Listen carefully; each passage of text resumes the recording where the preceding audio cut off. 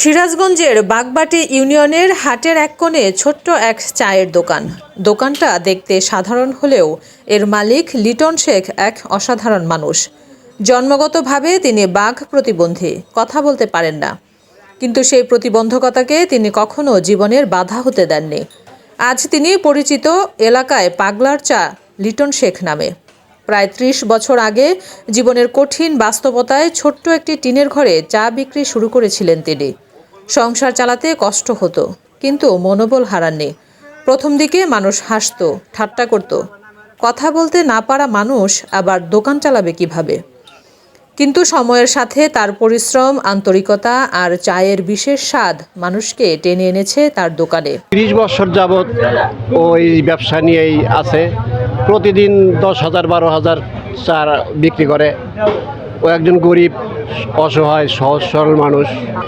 এখানে আমরা সকাল বিকালেই চা খাই।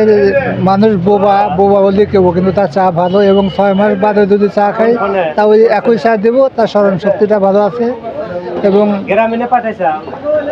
চাটা ভালোর জন্য আমরা সকাল বিকাল সবসময় এসে এখানে বসে চা খাই আর কি।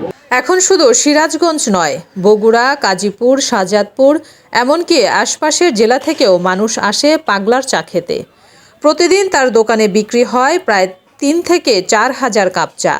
অবিশ্বাস্য হলেও সত্য, লিটন শেখের স্মরণশক্তি অনন্য। তিনি কথা বলতে না পারলেও ক্রেতার মুখ দেখে মনে রাখতে পারেন কে কিভাবে চা খায়, কার চায়ে কতটা চিনি লাগে। স্থানীয়রা বলেন, লিটনের চায়ে শুধু স্বাদ নয়, থাকে ভালোবাসা আর আন্তরিকতা। এক সময় সংসার চালাতে হিমশিম খেতে হলেও এখন নিজের পরিশ্রমে তিনি গড়ে তুলেছেন আত্মনির্ভর জীবন। তার দোকান এখন স্থানীয়দের, তরুণদের অনুপ্রেরণার জায়গা। লিটন শেখের একটাই স্বপ্ন, সম্মানের সঙ্গে সমাজে বাঁচা। তিনি চান তার মতো প্রতিবন্ধী মানুষদের দিকে সমাজ সহানুভূতির নয়, সম্মানের চোখে তাকাক। নিজের জীবনের গল্প দিয়ে তিনি প্রমাণ করেছেন, অক্ষমতা নয়, মনোবলেই মানুষের বড় শক্তি।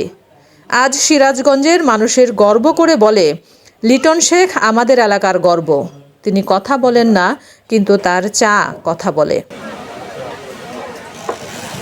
জলিলুর রহমান জনিয়ের তথ্যচিত্রে জিন্নাতুন নাহার, চ্যানেল 21, সিরাজগঞ্জ। বাবা বাবা বাবা বাবা বাবা বাবা বাবা বাবা